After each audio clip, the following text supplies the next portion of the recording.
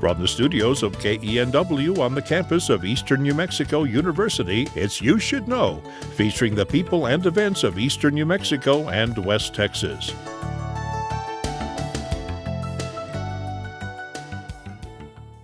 With me now is Dr. Jim Lee, and Dr. Lee is a retired adjunct professor here. He used to be our KENW radio news director. Yep. He has done many things other than that worldwide. I've known Dr. Lee now for over 20 years, and he's going to talk with us about something I think was very good that he has done for this community and any community that wants to participate in it, and that's write a play and set up a foundation for taking care of having the play performed about suicide. And suicide is a subject that many people are afraid to talk about. They're just reticent to talk about it. But first of all, tell me why. I know you like plays. I know you're very good at writing them. I've seen many of the plays that you've written and read them. But why did you pick that particular subject? Well, it's a big problem today, and it's getting worse all the time. And it's something that hasn't really been addressed that well or that much. People tend to bury it. They don't want to talk about it. We have the problem with denial with it. And it's taking the lives of our kids. And I got interested on it with my work with Kiwanis, basically. A number of years ago, I saw a program presented on that at a Kiwanis function. I said, well, we can do something about this. And what can I do? I'm not an expert. I'm not a psychologist. What can I do? And as with anything else, the good Lord wants us to use what we have, what we know how to do something good, not just make money from it. Nobody makes any money from this program that we have going on. And so I thought, well, what can I do? And I thought of that old French story. I'm sure you're familiar with it, Le Jongleur, the juggler. Yes. And it was a traditional tale, and it was first published in 1892, but it goes way back to the Middle Ages, the story does. Mm-hmm. And this fellow in a village, do we have time to talk about it? A little bit, yeah. A little bit, okay, yeah. There's a very poor fellow in a village, and he's regarded as something like a village buffoon, a village fool, that kind of thing. And he juggles, and people throw money in the hat. And that's all the money he has, and he's very poor. And this village has a festival at the church to bring money into the church to keep it going and all that, the Catholic Church nowadays in France. Mm-hmm. And he doesn't have anything to give. And he feels very bad about that. And he goes into the church at the time of the festival, and he stood in front of the altar, and he juggled. Mm-hmm. And the statue of the Virgin Mary shed a tear. Isn't that a wonderful story? Yes, very good. Oh, I thought about that. What do I have to give? I'm not an expert at anything, so I know how to write plays. I've been writing plays for many, many years. So I wrote a play to help with the problem. And it turns out that amounts to emotional communication and facilitates peer-to-peer communication to address an issue that needs to be addressed. It's been kind of swept under the carpet, right? Yes. And instead of some adult standing up on a soapbox telling the kids, don't do this and don't do that, how much of that are they going to listen to? But the play is more of an emotional communication. And it was produced this last November, 2017. Mm-hmm. And at the performance, we had experts, psychologists and counselors and like that, and a school counselor, and they did a Q&A following the play, the real experts. Mm-hmm. But I saw at least one of them in tears at the end of the play, and this is a professional. So maybe we did something. Yeah, very good. Yes, sometimes it's very very good, I think, in teaching, and I've taught for a long time, to approach things from a different angle. We've learned a long time ago in education that the lecture, with all of the students sitting in a row and being very quiet and listening carefully to the instructor, is not the best way. It works, and it can be effective, but it's not the best way for some subjects. For instance, we teach television here. We have some students on camera, and they're learning about how to make a television show right now, and they're working with their hands on, and so I like your thought on that. But let's get back to the subject at hand, and that is suicide. And why don't you share some statistics with me? I've read some of the information you've been passing out, and it's almost, well, it is. It's shocking to hear. Yes, it is. It's shocking. What's even more shocking is people don't address the issue. Most of these suicides, and I'm specifically talking about youth suicide, that's a really big problem area. I mean, we're losing our kids. Yes. They're dying. It's the That's second, worth addressing. according to this, it's the second largest cause of death among children that age? According to the Centers for Disease Control and Prevention. Yes. In most, of course, it varies from area to area, but in most areas, it's the second leading cause of death among young people, among teenagers. That's a pretty serious thing, the second leading cause of death. And worldwide, I think there's a suicide something like 1 every 40 seconds or something like that. Yes. But that's all ages. It's a huge problem. And one of the really fascinating things, take a state like New Mexico, for instance, and I'm sure it's very similar in other states as well. But in New Mexico, most of the teen suicide attempts and successes, by the way, if you want to call that a success, Okay. that the biggest problem is not in the urban areas. The biggest problem is in the rural areas. And some states, like New Mexico, have many small towns and rural areas more than they do urban areas, right? And that's where the biggest problem is. I was surprised to learn that. Now, in most cases, if you sit down, you write a play, you make it comes out of your head. And I'm sure a lot of this did. But, okay, when you're talking something that is a scientifically investigated phenomenon, lots and lots of academics have worked on psychology for many, many years. Did you do your homework, so to speak, as a reporter and check out all of the things that you said to make sure that you weren't saying something that was off balance? Yes, I researched it for years and kept up with my research. And I also consulted with professionals, people that have more brain power than I do. One of the experts that I consulted, and they all approved the work. I would not allow it to be done without their approval. And they participated in the production of the play. And that's a good thing to do, too, with the production. And I consulted with many, with counselors, with therapists, with psychologists, with educators, and I did that over a period of years. And before I had my draft ready for production, the first production of, I had them approve that as well. And they were believed in it enough they participated in the production. Very good, very good.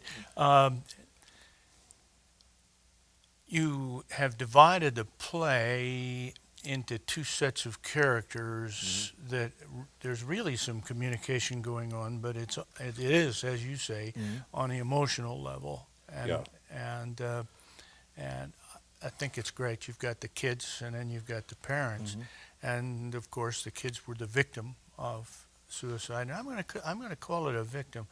I think that it's almost like a plague. in this country. I read about other countries across the world. Finland, of all places, has Yeah. a very serious problem Yeah, they do. with suicide, these sorts of things. But and trying to figure out exactly why for our psychologists is a real tough one. But for me, the tough one is, why won't adults talk to children about it? I mean, It's interesting. and listen to what the children have to say.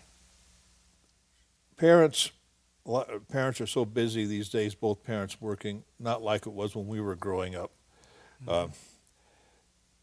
that they seem to not have time for their kids, or they don't provide time for the kids. You have to communicate. And that does not necessarily mean lecturing and telling them the way it is and laying down the rules. Of course, they have to have their limitations, but the key to this is very simple. Don't just talk at your kids. Listen to them. And you have to understand, too, that some things that we regard as very trivial, they regard as huge life and death problems. So no matter how physically large a child is, say when they're a teenager, they're almost an adult, at least physically, they look like almost adults, don't they? The brain does not mature to around age 25, believe it or not. Yeah. So they're not going to think the same way we do. So we should try to reach them on their level. And the best way to do that is peer-to-peer, I think. And the play can do that, because about close to half the characters in the play are teenagers. And you could put teens in the play, and they can communicate that way. Schools can perform this play and perform it for their school, like at assemblies. It's the right length for an assembly. Or they can do it in the evening, a regular production, and have the Q&A, and has the same length as a full-length production that way, and invite the parents, the teachers, and the kids. And it doesn't cost anything. People can do this play. They can get the scripts and everything. Everything is free. Yeah. Well, you and your wife have put together Project Sunrise, and Yes. I noticed that all they have to do is contact you, and you'll get them copies of the play, and give them permission to do the performances. And Yes, there's no copyright problems, none whatsoever. Just like in this brochure right here, this is from the federal government. Okay. It's free.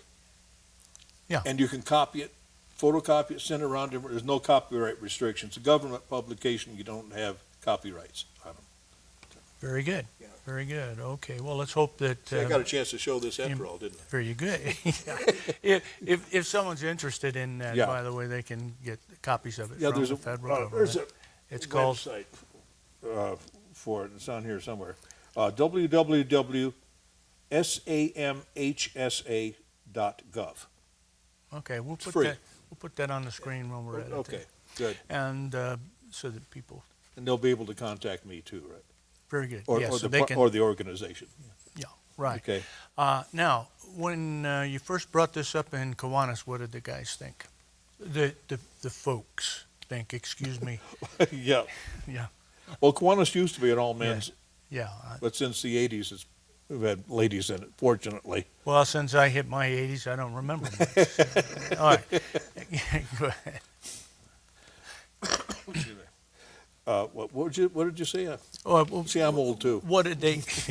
What did they? When you first brought this up at Kiwanis, what was the attitude? Well, I was in. It was first brought up to me in Kiwanis at a national meeting when somebody did a program on it, and I started bringing it up. At first, there was some reluctance to listen to it, and then I kept at it and I kept at it. And the play was produced a few times. A few years ago, it was first starting to be produced in its earlier versions, and it seemed to have saved some lives. And then they started listening, and I brought it up at the International Convention of Kiwanis. I gave a presentation to an international audience for it, and they started doing it everywhere, well, just about everywhere, I should say. It's been adopted by the Kiwanis clubs in Canada, and they're all sponsoring it. And we want to emphasize, too, taking it to public schools. and letting them use it. Yeah. And the play, all you need is like 5 or 6 folding chairs for a set. Yeah. That's it. It doesn't cost anything. Yeah. Do it. It's all you need is a floor and an audience, right? Right, right. Well, you mentioned Yeah. other you mentioned other theater productions. I like what you've done with it, in that we've seen several plays in the past where some of the characters are actually, they've already died, but they're there reacting to what's going on around them. I mean, it's kind of like our town. It is a play. We want to keep the kids engaged to have an engaging story that they would be interested in. And it's kind of a ghost story. Yeah. And who doesn't like a good ghost story, right? But there's a reversal at the end. Who's the ghost and who's being haunted and who is haunting, right? Yeah. And there's yeah. a big reversal. Yeah, you brought that up. And that's a good, I like the fact that you used that. And that comes from your experience. That is you sharing what you've known and what you've done in the past with other people to help in a teaching situation. And that's a very good thing. And you can do that with a lot of things. Sure. Hopefully, someday they're going to teach algebra with nothing but little plays for the kids. And it doesn't take a lot of experience. Boy, am I going to get letters. But go ahead. It's been done all over the place, and it's been adopted by at least one community as an annual event. They automatically do it every year. And it's catching on all over. It's all over Canada, and over much of the United States is being done. And I'm really grateful for that. And with actors, you don't need people with a lot of experience if you have an experienced director. And go to a community theater or a college or a high school, get somebody there to volunteer as a director. But the play we did, I think there were only 2 people in the entire cast that had any experience at all. They didn't know stage left from stage right. Very good. And Now, they did a good job. Speaking of experience, we want to make sure that people put this play on. It's what gets things started maybe for someone who is thinking of committing suicide. Yeah. But we want to be very careful to note that just because you directed a play doesn't mean you are now a psychologist. Yeah. When the kids ask questions, they should first of all speak with their parents, which is a great idea. But even the parents, if they sense that there is a need here for professional help, they should do it immediately, not wait around and say, well, maybe she'll get better. Maybe he'll get better. If they recognize symptoms, they ought to start taking care of those immediately with a professional. And I found that professionals, you want their help and their cooperation, they are more than willing to do that. They are excited about it. They want to help. And when you're doing say a performance for a high school assembly, make sure the school counselor is present and available to talk to the kids following the performance. And they're with the kids during the performance. No way, unless they're also professionals. Sometimes they're in the play. Yeah. But if you don't have professional counselors or psychologists or some related field directly in the production, make sure they have something to do with it. This does not make anyone in the play a counselor, a professional. Yeah. There's no substitute for that. Right. Right. Yeah, and that's what I wanted to make sure that we brought this up. And let's go over once again how easy this thing is. What you really did some very good planning. Your length is just right for about a class time. 40 minutes. About 40 minutes. Yeah. Okay, and so you can get the kids in and out before lunch, so to speak. Yeah. These kinds of things, and you can also at night. You have time afterwards for a question and an answer, and we want to be sure, sometimes you say Q&A and everybody's saying, Q&A, what is a Q&A? They think you're playing pool, but it's not. It has nothing to do with that. But, it works well. You've done a really good job of planning with it. And a teacher who's planning on putting this play on, or a drama teacher maybe wanting to do it for a whole school, these kinds of things, might want to talk to some psychiatrists or psychologists, local people, and have them actually be there. And if they want to talk to somebody that's very knowledgeable about theater, they can contact me. Very good. There's no problem. Okay. And I'm putting together a handbook for people doing productions of it too right now that they can use. Very good, very good. Now, tell me about deciding to set up a foundation, call it Project Sunrise. You and your wife have done this. Yeah. What made you decide you wanted to do that? Is this just a charity you've wanted to set up, or? No, we wanted to have an umbrella, put everything under. And we eventually want to do more than just the play, but right now it's the play that we're promoting. And we also want to work in cooperation with other groups that are helping kids with this terrible epidemic that we're having. And so we had to have some kind of organizational structure to do that and to oversee everything. And it's not, there are professionals involved with this, but nobody's making any money on it. Nobody. Very and if good. somebody needs some help on the production, actually doing the production, contact me. I got 60 years plus of experience in theater. I can help. Very good. Even if they have no experience. Very good. Well, let's just go back and close here with some of the statistics. Girls actually plan to commit suicide more than boys. Boys are more successful. Yeah. If there's any sign of this kind of thing, there can be silent, not silent, but unspoken. People aren't just going to say, well, I'm going to shoot myself. Yeah. This kind of, that's usually not what's happening, but you hear things like, well, nobody cares anyway. Yeah. Nobody cares. Why should I care? There are all kinds of things like giving away their possessions and things like that. The key is, if you hear this, do something about it. Yes. And don't be afraid of using the S word. Yeah. Well, bring it up up in the open with the kids. It's not going to make them want to do it. If you think it's embarrassing for your child to talk about suicide, it's got to be terrible if they do it. It's got to. It is. It's terrible. It's terrible.